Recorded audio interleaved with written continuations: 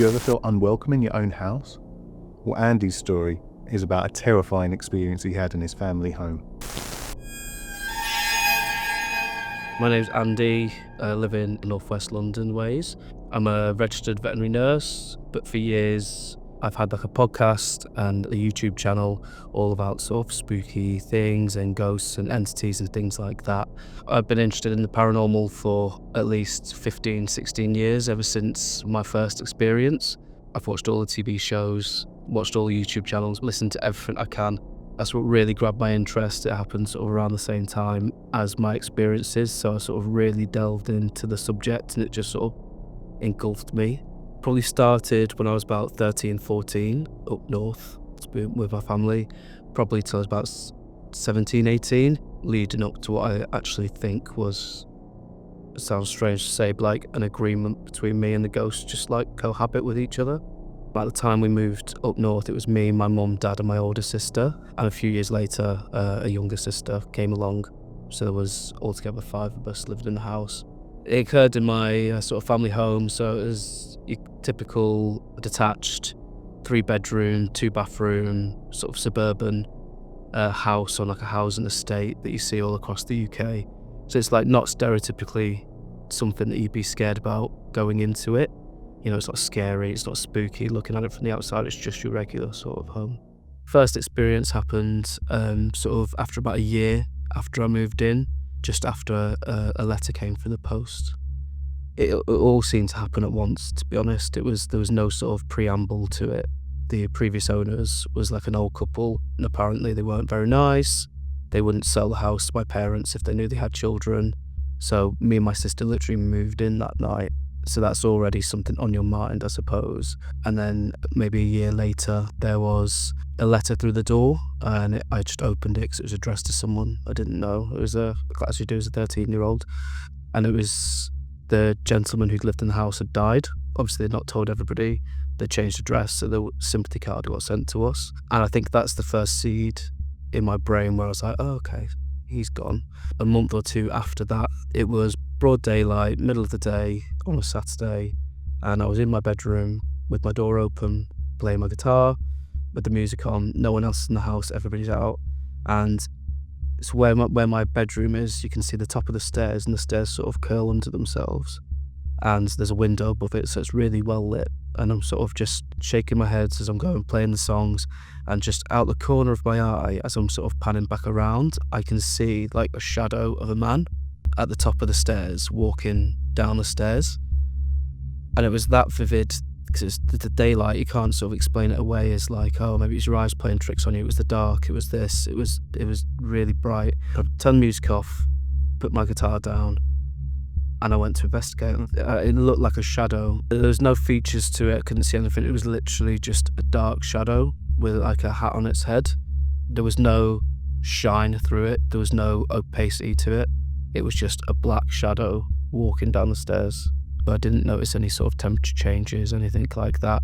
Even when I walked past where he was and down the stairs to try and investigate, didn't feel sort of the air didn't get cold or anything like that. Sort of no hairs standing up on the back of my neck. It took me off guard so much that I sort of didn't really, I don't know if my body didn't register what I'd seen. And I went down the stairs, shouted for my parents, shouted for anybody, and there was no one there.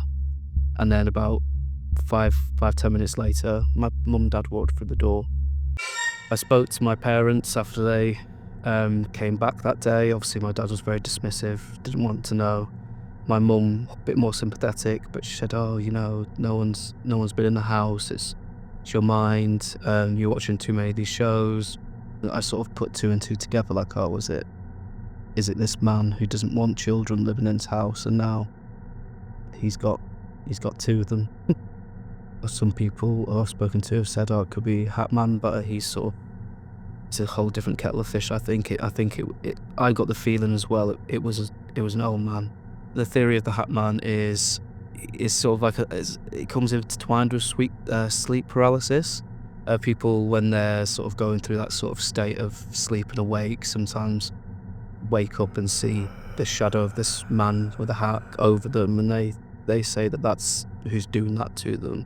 Whether it's just sleep paralysis or not is is sort of thought over. I didn't get the feeling that day that it was the Hat Man. Obviously I was awake, I was playing my guitar, it was broad daylight, I wasn't asleep at that point, and I hadn't just woken up, it wasn't anything like that. The Hat Man's more of like a creepypasta sort of demon sort of thing, so I didn't get that feeling from him. It just felt like an old man in my house. After those experiences, I'm already, I suppose, on edge a little bit. But yeah, the next event is the big event. I never used to like my bedroom door shut completely, so I used to have it on the latch, so it would just dink on the latch. And this one night, I remember it was almost like an out-of-body experience. Like, I've spoken to other people, like psychic mediums and other people in the industry, about this night, and they said it's almost like an astral projection or like an out-of-body experience. So what happened was it was almost like a film. I could sort of see a close-up of my face lying down in bed. There's a figure, the dark figure was on the other side of my door, and I was mentally saying we're having a back and forth, but it would cut to like the shadow on the other side of the door for his response, and then back to me for like my mental response. And it got to the point where it's getting quite heated in my dream, and I sort of called him out. I said, "Oh, I don't believe you're real. I don't believe you're a ghost. I don't believe whatever you are. You're not in this house." And then I heard, I'm getting shivers now, the door latch like come open, and it was like I was the entity. So I could, so like the door swung open, and I could see myself. I was watching myself lie down in bed. It was like I was the entity, I was him, and I was watching myself just sleep.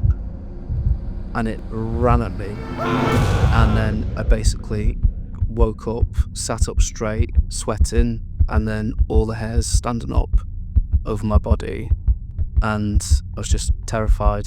It was pretty scary. I don't, to be honest, remember much of the rest of the night. I remember being awake for a little bit with the light on. I imagine I probably fell asleep with the light on that night. That was like the big sort of built all up to that night. The general feeling I got was horror. I remember being really, really scared. And yeah, that was that experience. So my immediate response was, this is absolutely terrifying. How am I going to live in this house? Definitely after that night, you'd think it would get worse, but actually it got a lot better. Days after, there was like a lightness to the house. I wasn't scared as much as I was anymore, like beforehand, after I'd seen the shadow. Initially, I sort of started to be a bit more on edge, but after this night, I remember it being quite bright. I still sensed him in the house, but there was no real oppression. After that night, that big sort of fight we had, that sort of psychic fight, I almost felt like it sounds really daft to say it, but I always feel like he respected it. After that, I wasn't scared anymore. I wasn't constantly looking out the corner of my eye for like the shadow figure, but I could definitely sense that he was still there, but I felt more like he sort of respected that I sort of stood up to him in whatever that was that we had. No one else in my house sort of was susceptible to it. I never really saw him again. I did feel him, but my friends would see him. So we had so this is jumping a few years. So I was about 18, had the house to myself, parents were away, so obviously I had my mates around. And I remember this particular night where my mate said, "Oh, I'm a bit tired, can I go to bed?" I was like, yeah, just go upstairs, get into bed, whatever, it's fine.